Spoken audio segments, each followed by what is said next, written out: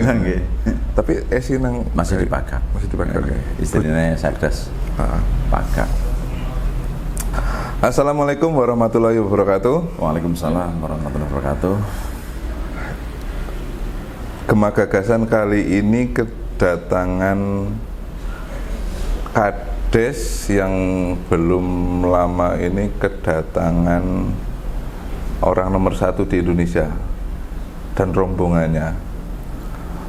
Ini kita pas waktu itu kita asal ambil video aja langsung FYP langsung viral. Amin. Desa Pagak, Kecamatan Purwanegara, Purwareja Klampok. Kecamatan Purwareja Klampok. Dulu itu aku kan sering ke Pagak itu. Pagak ya desa pada umumnya. Nggak ada, kalau Dieng kan ada candi, ada potensi yang udah kelihatan bener lah. Nah, Pagak ini nggak ada apa-apanya, Mas. Maksudnya bukan nggak ada apa-apanya, mirip serupa kayak desa-desa umumnya, ya pemandangannya bagus. Tapi desa-desa di Banjarnegara semuanya pemandangannya bagus, tapi tidak ada yang benar-benar menonjol. Nah, tapi kan harus ada sesuatu biar orang nomor 1 di Indonesia itu bisa mampir ke Pagak, dibikin acara di Pagak. Nah, nanti kita akan upas hal itu. Kita kedatangan orang nomor 1 di Pagak. Amanah titipan. Mas Jarwo. Gimana Mas, sehat? Alhamdulillah sehat. Ini stylenya kita agak sama ya. Siap. Tiang lapangan, Mas. Tiang lapangan. Gimana tadi nanggepi itu tadi kan, mau nggak mau kan di Pagak itu nggak ada laut, nggak ada kebun binatang, nggak ada apa namanya sesuatu yang fenomenal banget yang tanpa diolah pun orang udah tertarik untuk datang itu. Tapi nggak hanya masyarakat sekitar, warga wisatawan dari luar kota, dari luar negeri, bahkan orang nomor 1 juga bisa ke Pagak itu. Awal-awalnya gimana?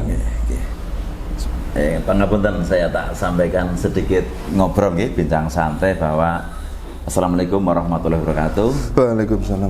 Mohon izin, perkenalkan saya nama Sudarwo, Kepala Desa Pagak, Kecamatan Purwareja Klampok, Banjarnegara. Alhamdulillah, satu kehormatan bagi saya bisa sowan di Gema Gagasan. Barangkali ada 1-2 kalimat saya yang bisa bermanfaat buat teman-teman. Yang pertama, mohon izin dan saya bukan bermaksud pamer nggih. Dulu saya pernah kerja atau satu profesi di jurnalistik juga. Sekitar 8-9 tahun lah waktu itu. Saya dari daerah ke daerah lain ngintip nonton, ngintip, memandang hal-hal yang barangkali suatu saat bisa dibawa ke desa saya. Nah, setelah seperti itu berkah Gusti Allah Ta'ala saya diberi titipan amanat tahun 2013. Nah, pertama saya masuk di situ, saya membuat RPJMdes. RPJMdes sebelum itu kami kumpulkan teman-teman perangkat. Karena bagi saya adalah satu keluarga. Istilah siji lara kabeh kan seperti itu. Nah, waktu itu malam-malam saya bawa perangkat desa saya yang kakung-kakung, otomatis saya nginep satu malam di tengah sawah. Nah, di situ kami bermimpi bareng. Dan saya pribadi maupun teman-teman berpesan ke diri kami masing-masing, mumpung diwai ballpoint, yuk kita nulis yang kira-kira nantinya ada manfaatnya. Tiap-tiap kadus, tiap perangkat berimajinasi, bergagasan. Selang 2 hari kemudian kami rapat lembaga desa, ada LP3M, PPD dan seterusnya. Kami bikin RPJMdes yang di salah satunya adalah mengkonsep desa wisata. Karena bagi saya, menurut kami pribadi, untuk wisata itu multiplier effect. Jadi efeknya itu sangat banyak dan domino, dari tenaga kerja, potensi desa maupun hal yang lain. Alhamdulillah kita tahun 2017 mendapatkan SK Desa Wisata. Kita membentuk Pokdarwis yang bernama karya mohon maaf, saya membuat Pok Darwis, terus membuat BUMDes di situ namanya Astagina, bergerak terus sambil berjalan sambil mencari potensi desa yang ada. Karena bagi kami, saya dulu pernah diajari guru TK saya, di sini senang, di sana senang, di mana hatiku senang, kan seperti itu. Lah, yang itu yang saya bawa ke Pagak untuk bisa mapping dan kita bikin semacam master plan. Tapi sebelum lanjut, pengamatan saya terutama, bener nggak sih kalau desa Pagak itu awalnya ya kayak desa-desa yang lainnya? Sama persis. Dan bagi saya pribadi bahwa wisata sebetulnya itu di pikiran, di otak, bukan di wahana. Karena wisata kan berbagai macam, ada desa wisata, wisata desa, agrowisata, dan seterusnya wisata-wisata seperti itulah. Ternyata di kami kita biar tidak tercerabut dari akarnya, kita membuat wisata yang berbasis pertanian. Karena dari panen sampai tanam lagi itu semuanya wisata sebetulnya. Menurut kami seperti itu, karena kita nanam, kita panen, kita bajak sawah dan seterusnya itu adalah rangkaian dari wisata sebetulnya. Tinggal ngemasnya ya. Tinggal bagaimana cara mengas biar lebih menarik seperti itu. Nah, terus bergilir waktu, bergerak 2 tahun Mas. Saya bawa slide, bawa laptop keliling RT untuk mengenalkan apa itu wisata. Karena kita tadi ngendika bahwa potensi sebenarnya ada, tapi kita nggak punya gunung, nggak punya laut, apa kita mau nyulap jadi seperti itu kan tidak mungkin. Makanya yang ada di sana salah satu kawasan yang memang di situ ditanami tumbuh, cuman tidak produktif. Namanya areal rawa lutung, yang memang rawa seperti itu. Ketika kita jual dengan kalimat nun sewu musiman, itu paling 100 ubin itu hanya 1 juta, bahkan nggak sampai waktu itu. Nah, setelah seperti itu kami rapat dengan BPD, bengkok saya pribadi itu 10 bau Mas. Terus kami sidang desa, tak kepras 2 bau. Jadi saya hanya mendapat 8 bau. Tapi bukan bermaksud kami ria, karena kalau tidak ada yang berani berkorban, nun sewu kapan? Kan, dan siapa kan seperti itu. Terus di situ kami musyawarah desa, 2 bau itu kami infakkan untuk kegiatan desa wisata lokasi di Rawalutung itu.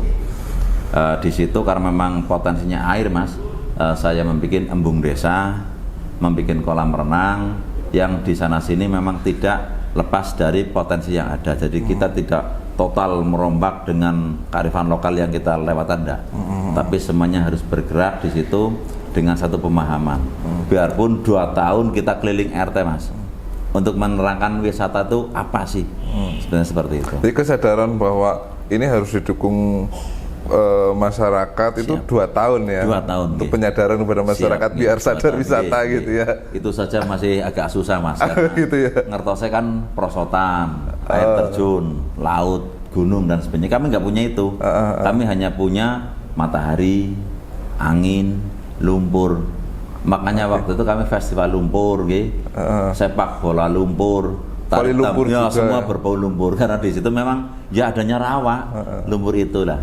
Setelah seperti itu kami festivalkan petani, inter Mas. Barangkali Mbah dulu masih ingat nampi beras dipisah dengan gabah itu tak festivalkan.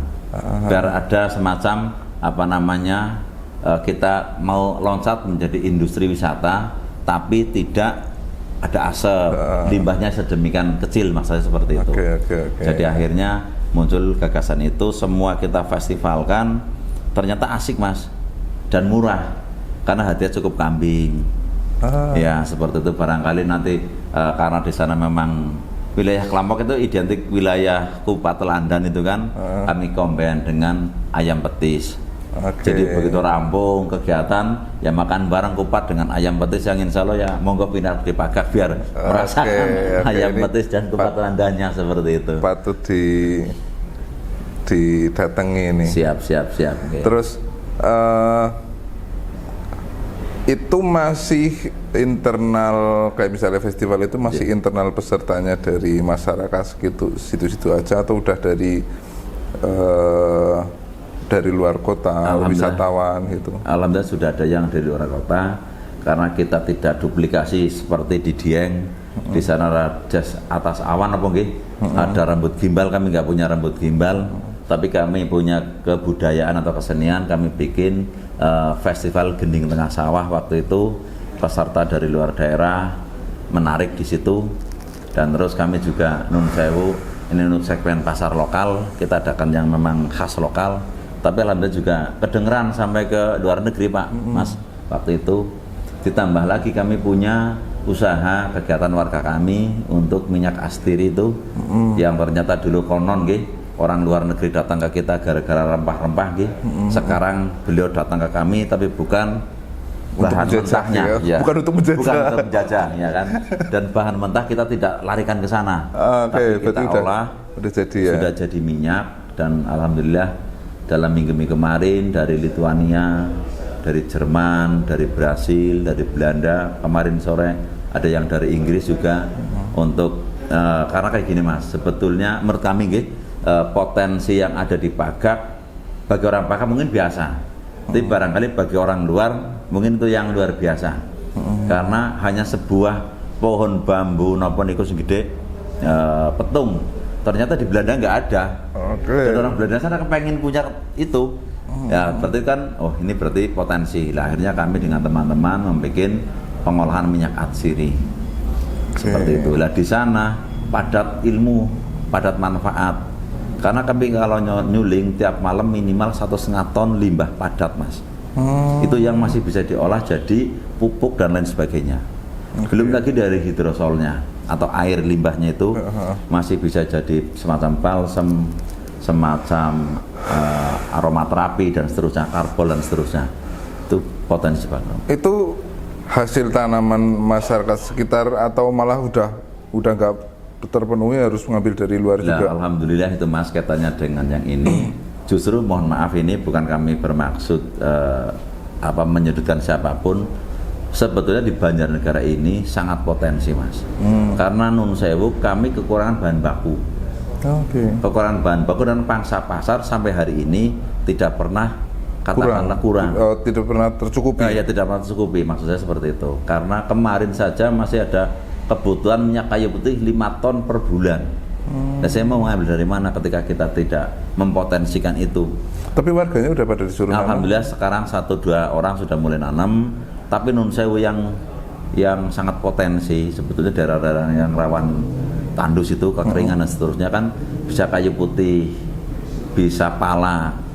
Karena kalau pala itu Mas dari daun, kulit, fulinya, bijinya semuanya bermanfaat. Semuanya laku ya? Semuanya laku dan kita suling.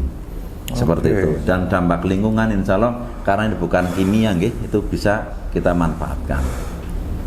Dan kalau pala gitu kan akarnya bagus ya? Bagus, dan itu tidak kenal musim Mas. Konon seperti itu. Jadi begitu di atsir ini sekali tanam itu panen berkali-kali tanpa olah tanah, tinggal mupuk dengan pupuk organik. Karena dengan pestisida atau dengan kimia itu nanti ada grade ketika di lab. Jadi gitu. harus steril dari kimia. Seperti itu. Bisa untuk konservasi juga ya? Bisa untuk konservasi, terus pendapatan juga. Ya tadi saya sampaikan sekali tanam panen berkali-kali. Contoh soal serewangi. Begitu tumbuh dipangkas tumbuh lagi. Pangkas lagi. Nilam juga sama. Kalau yang pala kayu putih kan tebang tumbuh lagi.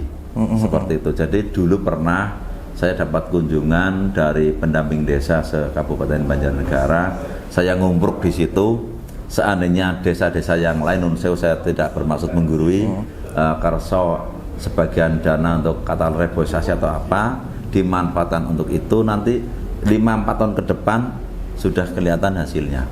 Dan kita siap menampung seperti warga kami yang mengelola kegiatan tersebut. Karena kalau di kalangan petani kan kadang-kadang disuruh nanam apa takut.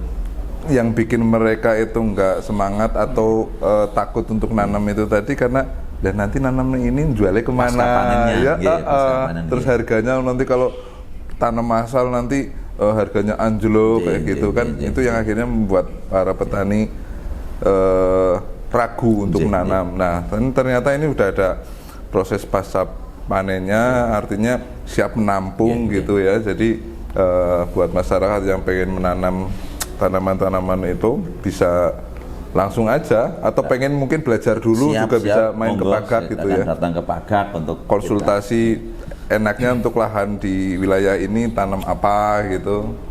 Terus proses prosedurnya seperti apa gitu. Oke, balik lagi ke Pagak, Mas. Siap. Perkembangan ini kan kalau nggak salah periode kedua ya. Nggih, alhamdulillah. Artinya dari masa berjuang dulu, masa awal-awal ya babat alas Nggih, gitu. nggih, nggih. Artinya diapresiasi masyarakat untuk meneruskan program. Nggih, Artinya nggih. dukungan dari masyarakat untuk Pagak sebagai desa wisata itu disetujui, didukung oleh masyarakat. Nah, Pagak yang dulu sama Pagak yang sekarang, kalau menurut kacamata nih Mas Darwo itu seperti apa? Alhamdulillah sekarang lebih agak enjoy nggih, agak lebih enak karena sedikit banyak sudah ada pendatang masuk, terus ada edukasi dari pihak-pihak terkait, dinas pariwisata dan seterusnya.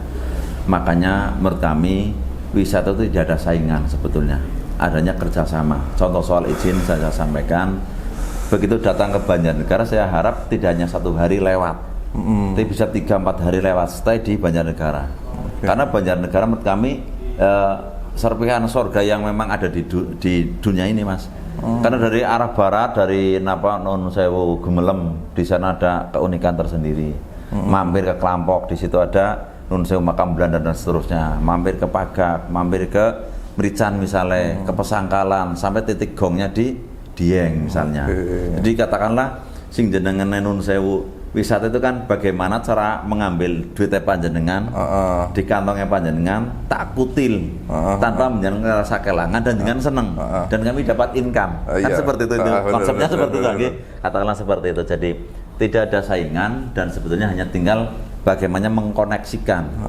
Terus yang kedua Nun Sewu, mohon maaf ini PMK Banjarnegara barangkali sedikit sentuhan-sentuhan asik lah, bahwa seolah-olah begitu masuk di perbatasan Banyumas atau Purbalingga atau Wonosobo, bikinlah kayak replika candi Dieng misalnya. Jadi seolah-olah begitu masuk Klampok sudah masuk Dieng. Kita tidak bisa memungkiri Nun Sewu nggih, Dieng memang magnetnya Banjarnegara. Ketika kita dibumingkan tugu-tugunya dengan Nun Sewu barangkali sarana promosi yang lebih masif promosi gitu ya. Begitu masuk Klampok seolah udah masuk Dieng, padahal Dieng masih sekian puluh kilo lagi. Dan di Nun Sewu dibegal dalam tanda petik, dibegal dengkokakan teng Pagak, teng Klampok, teng Pundi, dan itu satu rangkaian yang tadi saya sampaikan, multiplier efek ekonomi dan seterusnya itu mungkin bisa terpotensikan. Ini menarik sekali tadi yang disampaikan, wisata itu bukan saingan tapi kolaborasi. Karena mau nggak mau kan wisatawan nggak bisa hanya mampir ke satu tempat. Terus masing-masing tempat kan punya potensi dan punya kreativitas, inovasi yang berbeda-beda gitu. Tinggal masing-masing Pokdarwis, masing-masing desa itu saling kayak bikin paket gitulah ya. Kayak misalnya tadi Klampok ada Kupat Landan, di Pagak ada Petis, kawin, gitu. Jadi kan terkoneksi gitu. Jadinya jadi muncul menu baru yang rasanya lebih tidak monoton lah seperti itu. Nah kalau dari selain wisata, Pak, Pagak potensi lain Pagak selain sektor wisata. Kalau di sana sebetulnya seperti kampung-kampung yang lain, cuman ada sedikit keunikan. Di sana ada pengrajin anggrek. Memang anggrek dipiara, terus nanti dijual dan seterusnya. Terus ada pot yang dari cor itu ada. Terus yang lain-lain makanan-makanan khas ringan kecil di wilayah sana memang ada. Terus termasuk tadi potensi Kupat Landan juga lumayan karena di sana juga satu malam bisa sekian puluh atau bahkan ratus kilo untuk satu produksi masak. Dan yang bikin selongsong kupatnya itu juga akhirnya home industry. Termasuk tadi kayak kalau di Pagak sana kan yang minyak astiri kan 11 item yang kita suling di sana. Pencacahan, pemilahan, packaging dan seterusnya melibatkan warga. Ketika ada tamu datang yang kerso apa namanya berbelajar di sana katanya dengan Atsiri atau mungkin dengan yang lain, nanti bisa dikomben seperti itu. Oke. Tapi kalau ngelihat dari tadi yang potensi lainnya yuk larinya ke pariwisata semua. Iya, betul, iya. Karena ya tadi barangkali dengan kalimat wisata memang tanpa aset tapi ketemu duit loh Mas. Seperti itu. Barangkali seperti itu. Ternyata di sana Nun Sewu yang tadinya sampah, kayak dulu juga saya pernah berproses tukang ngerongsok Mas, saya nampung, dan hari ini masih ada yang tertinggal dampak dari itu. Sampah dikumpulkan, saya bagi 2 karung kandi nih konggi, dibagi ke warga. Waktu itu salah satu kadus mengadakan kegiatan itu, tak split dana sedikit untuk pembelian apa namanya kandi itu, terus dipilah yang basah sama yang kaleng dan seterusnya. Dikumpulkan, sekarang sudah berarti ada 6 tahunan dampak dari jual itu untuk donor darah Mas.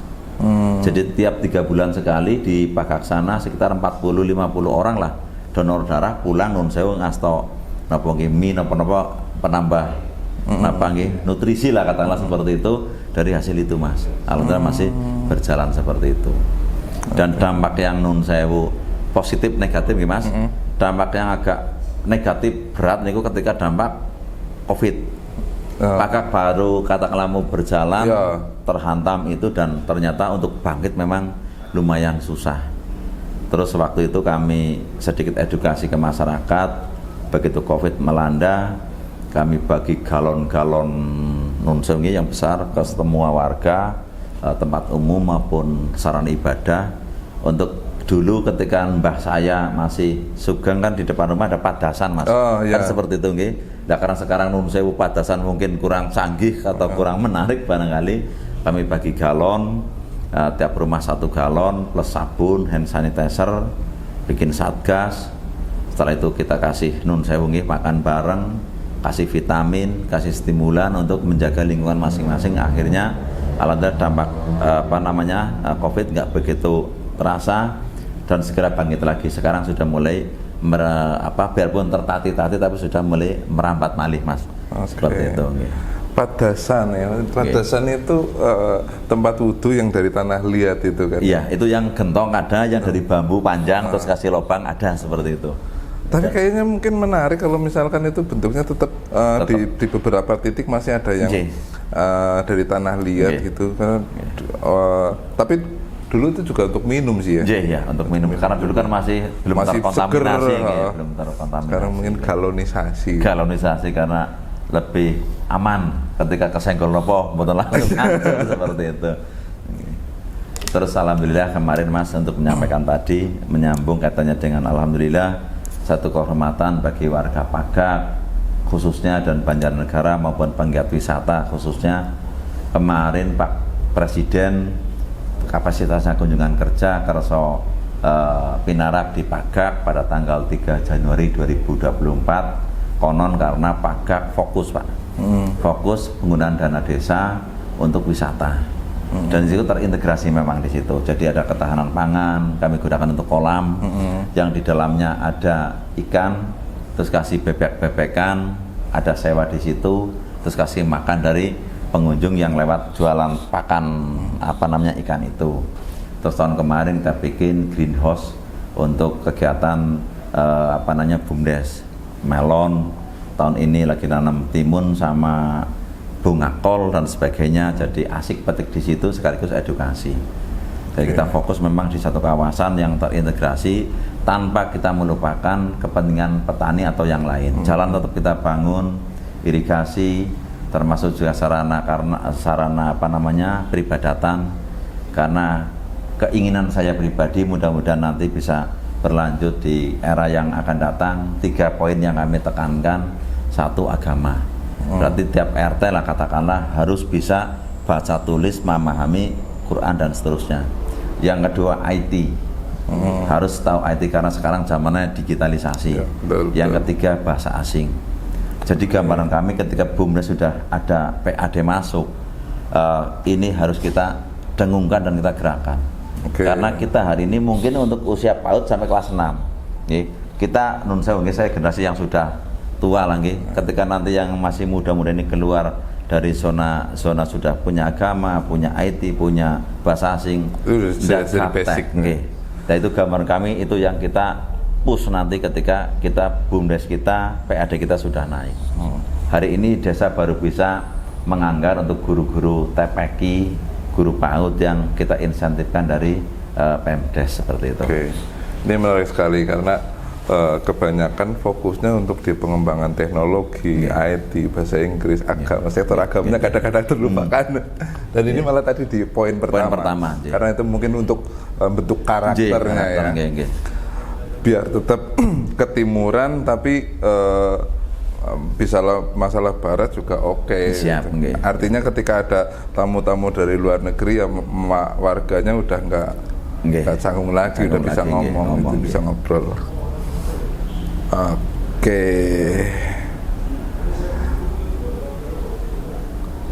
Jan pagak lo ya.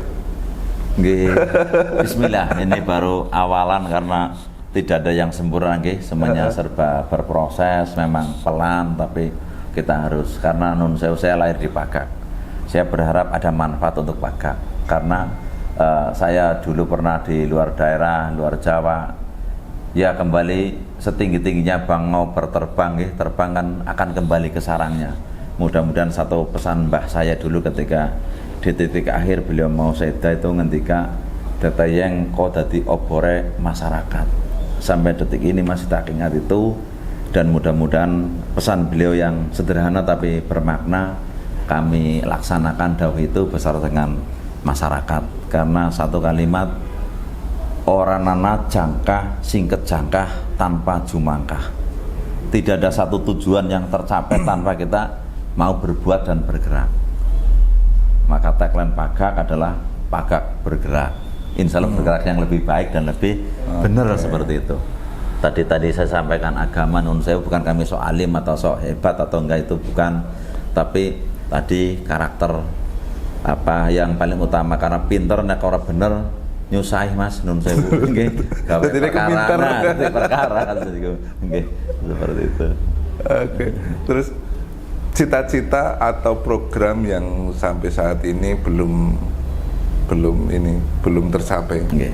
Jadi kayak gini Mas, sebetulnya PR kita sebetulnya dan kita semuanya, satu SDM pasti itu.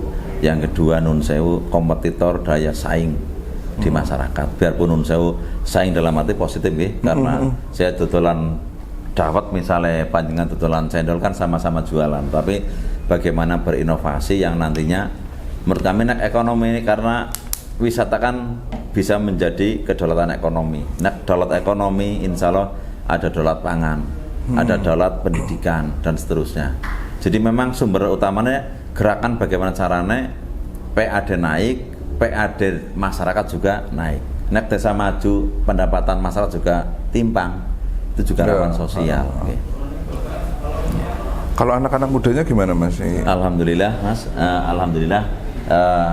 BUMDes kami sebagian besar pemuda, karena jere nikungi statistik kita ada bonus demografi nopo nggih.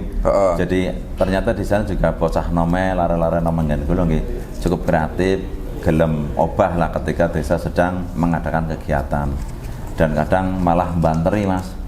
Lebih banter pemudanya timbang aku sing dadi wong tua nang Pagak kan seperti itu.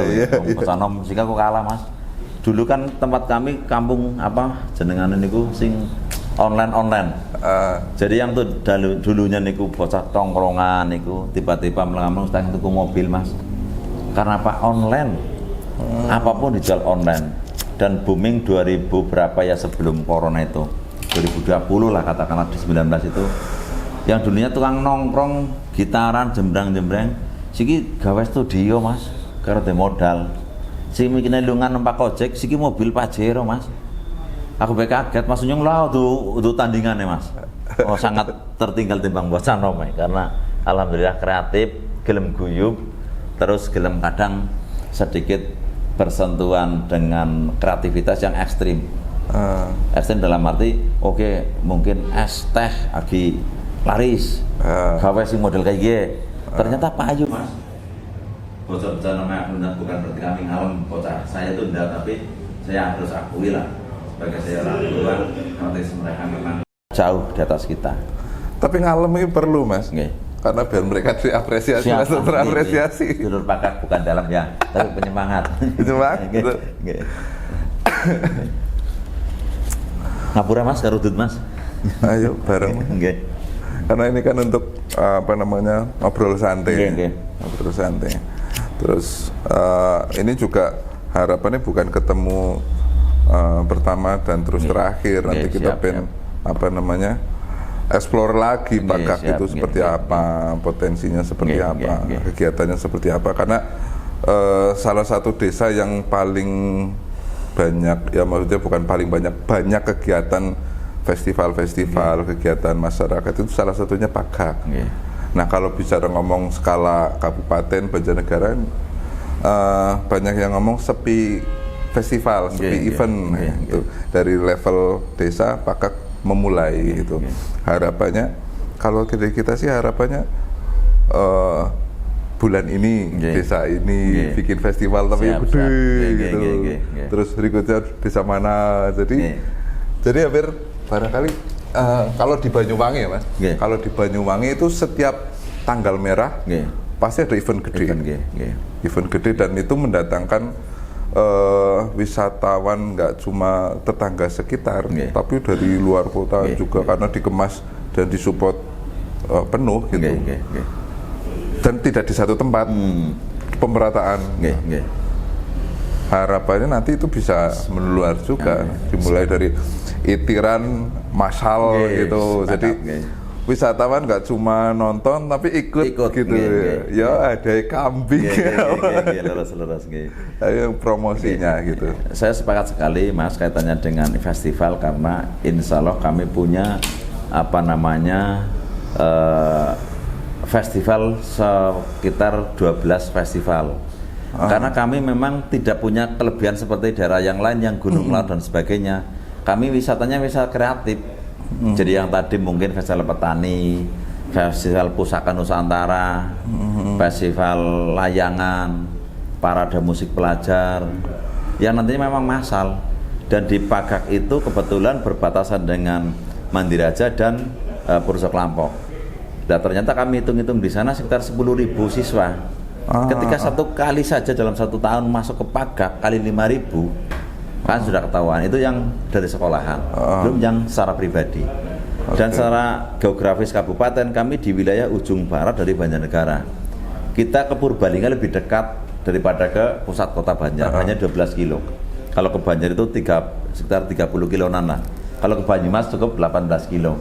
Jadi kadang kita ada ini muntahan dari lain daerah. Dan kepenginnya saya bukan berarti kami jumawa, bukan, tapi kepengen Pakak nantinya menjadi salah satu sentra kunjungan untuk Banjarnegara di bagian barat seperti itu. Nah, ramai banget itu. Lagi asik Mas. ngomong pariwisata memang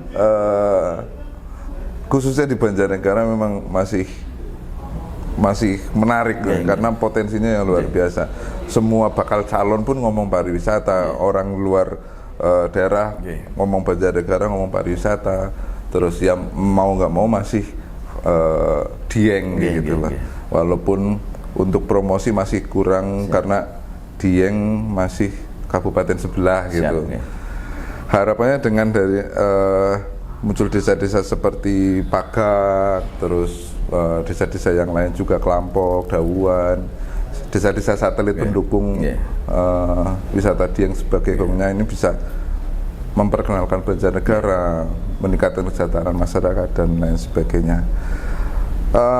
Mas Darwo, barangkali ada closing statement ya, barangkali untuk masyarakatnya atau warga yang nonton tayangan ini di Banjarnegara maupun di luar daerah, kaitannya sama Desa Pakak, monggo promosi, monggo silakan bebas.